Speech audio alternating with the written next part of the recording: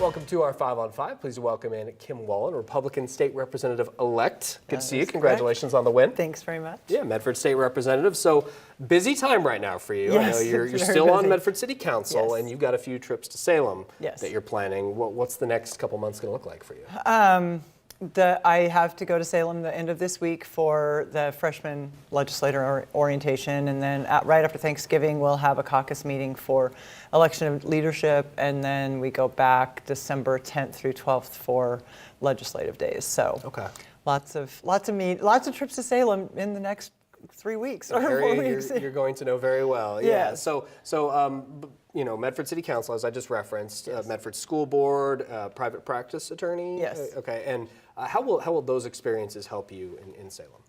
It is remarkable how much I've learned when I look back, just being in a group that is working for the best of the organization that you're the head of. And so school board, the city, just the ways that you build coalitions amongst yourselves and how you make decisions and all of that has just been invaluable. Being on camera, being on microphone at all those meetings, and just being over some of that first time jitters.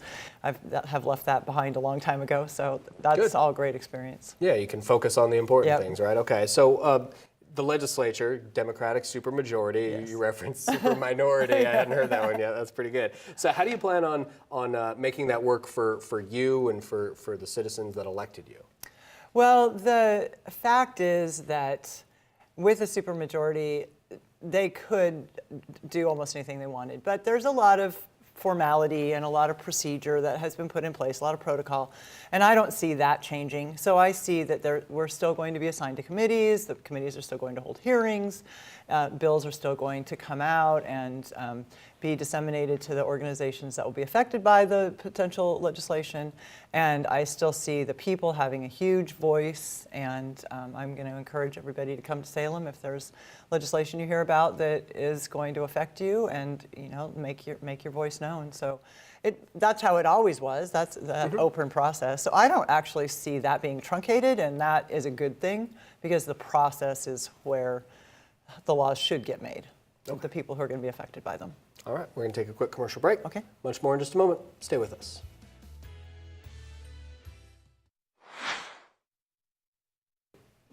Welcome back to our 5 on 5. Again, we're here with Republican State Representative-elect Kim Wallan. Kim, thanks for being here. I know how busy you are right now. So I want to ask, we were talking about being, as you called it, a super minority, right, as a Republican in the state house. Are you willing to try and work with Democrats to figure out good legislation, or do you feel like you're going to be included by Democrats? I hope we're included. There were some remarks made by Peter Courtney that indicated that he was going to encourage working across the aisle. I, of course, will be willing to do that. I have a long proven track record of being willing to do that, and I don't see me changing anytime soon. So, okay. Yeah, of course. And I do hope that they will talk to us, and I will do everything I can to be talked to. Okay.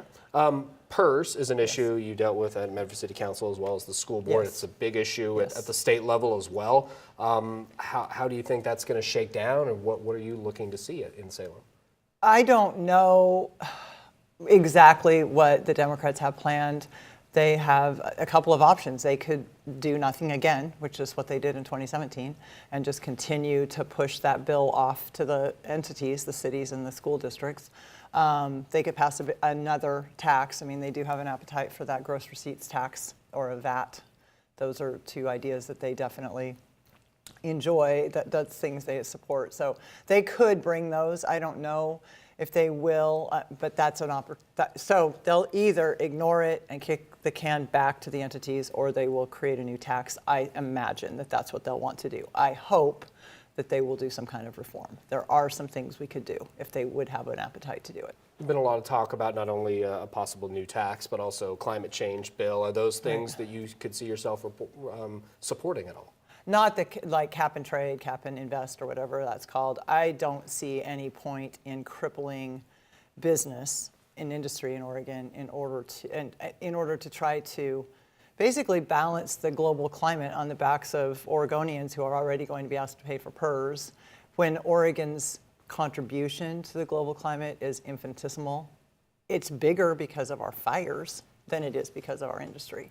So I don't see a point. If we could tax the forests, I guess, but I don't think we can. So I don't see how those connect. I don't see how taxing our businesses connects to changing the global climate. All right. Thanks for making time for us. Yeah. Know how busy you are. Appreciate it. Good to see you. Thanks. All right. Stay with us. We'll be right back.